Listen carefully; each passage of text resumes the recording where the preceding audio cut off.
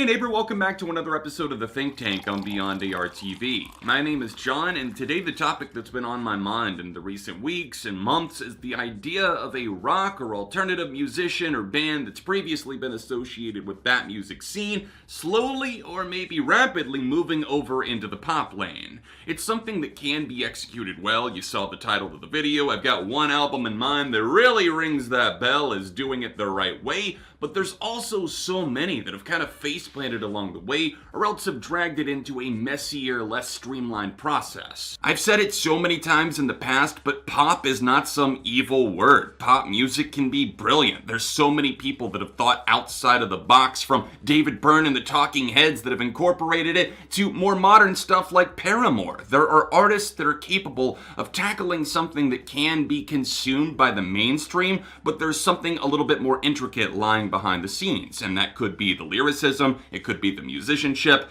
and for an album like After Laughter, it hits different because it checks pretty much every single one of those boxes. Comments have been falling in all over the place recently from my own viewers, asking me, John, if you really like After Laughter so much, then why don't you like it when this artist or this band has shifted into pop? And for that, I have to say that it's a very tricky maneuver. It's a lever that you have to pull in the right way, and for it to sonically make sense to look good on the band in question, it might take some getting used to, but it should be something that kind of doesn't totally abandon the core idea of what this band or what this artist is able to create. With Paramore's After Laughter, much of the reason why it does hit so differently has to do with the fact that it is complex, but at surface level, it could be seen as very colorful, very vibrant, and very shiny. It's something that does make use of synth pop, maybe a little bit of new wave as well, very much, I guess, to that degree, but there's also alternative stylings in there, thanks, I think, a lot in part to Hayley Williams, Zac Farro, and Taylor York working together as a trio alongside their producer Justin Meldal Johnson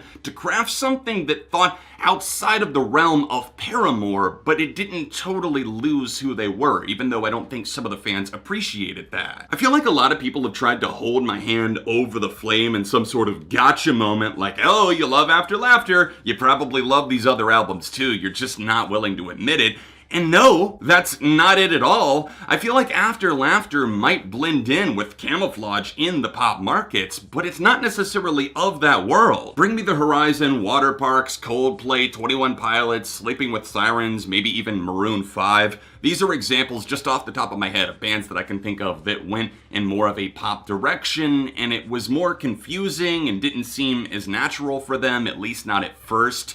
I think that so many of these artists differ from After Laughter by Paramore because they didn't execute on some of the points that I've already brought up. The production on After Laughter is so incredibly detailed. You can hear every instrument, whether that be the keyboards, whether that be the buzzing bass lines, and also the incredible drumming that is often flashy and simple, but it gets the job done so well. It knows the type of music that it's playing, and it doesn't try to be anything else. Just because Paramore aren't chugging away on the guitars and sounding as angsty as they were on Riot or even Brand New Eyes doesn't mean that they've totally transformed into something else. I would argue that moments like Ain't It Fun or Still Into You were probably even poppier than some of the stuff that we got on AL. If you're like me and you started off with Paramore at a younger age with their more angsty, pop-punk, alternative rock stuff, I think a lot of us have gotten older and we're growing up and we're realizing the importance of an album like After Laughter. There are so many mature lyrical themes here that talk about life kind of right on the nose without being too damn depressing because they make the instrumentals so vibrant and catchy.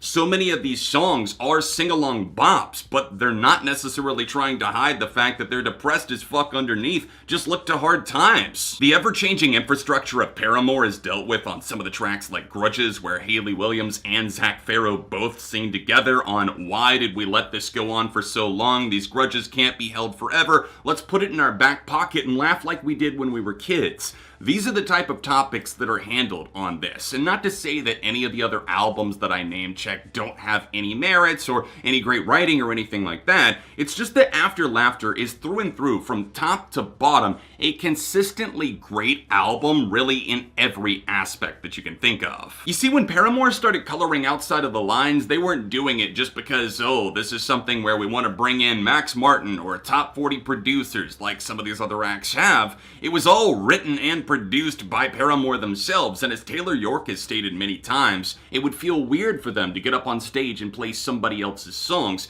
They still come from the heart. That is why this album resonates, feels totally genuine, and doesn't feel forced in really any way at all. My appreciation for every member and their artistic integrity definitely increased. It sailed through the roof. After listening to this album initially, I did love it, but I love it even more now. As I approach 30 years old, I think that the album is even more relatable, not just to me, but to the masses. Paramore themselves noted how this album is being streamed more now than it was in, say, 2018, 2019. The fact that they're able to capture so many relentlessly addicting songs, from Hard Times to Caught in the Middle to Rose-Colored Boy and Fake Happy, on the same album that features something as gutting and brutal as Tell Me How, where Hayley Williams opens up about her divorce, her separation from her ex-husband, and also 26, where it's mainly her and an acoustic guitar, one of the saddest, most honest songs that Paramore have ever penned. It's all on this album that is supposedly pop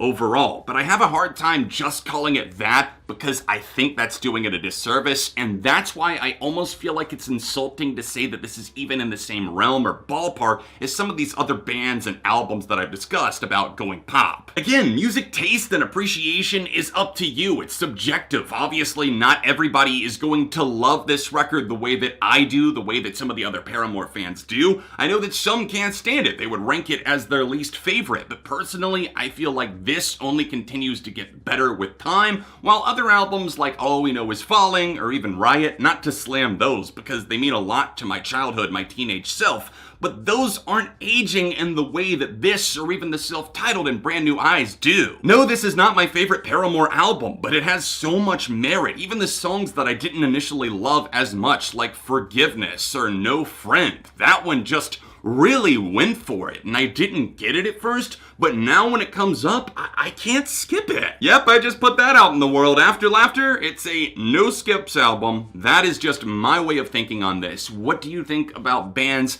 that go pop? What do you think when they dip their toes into that world? Is it always a bad thing, or are there enough examples like maybe After Laughter by Paramore where you can say, all right, let's see what they have to say. Let's see if I can not just dismiss this immediately because it sounds a little bit poppier than what they used to do. Let me know your thoughts in the comments section down below, and don't forget to drop a like on this video, subscribe for the love of music. If you want to see more of my Paramore themed videos, then I've got a whole playlist for you right over here, or you can tap here for another recent episode of The Think Tank. All of my socials can be found in the description down below. Follow me on Instagram, ARTV John, I'm most active over there, and I will see you very soon for more on ARTV.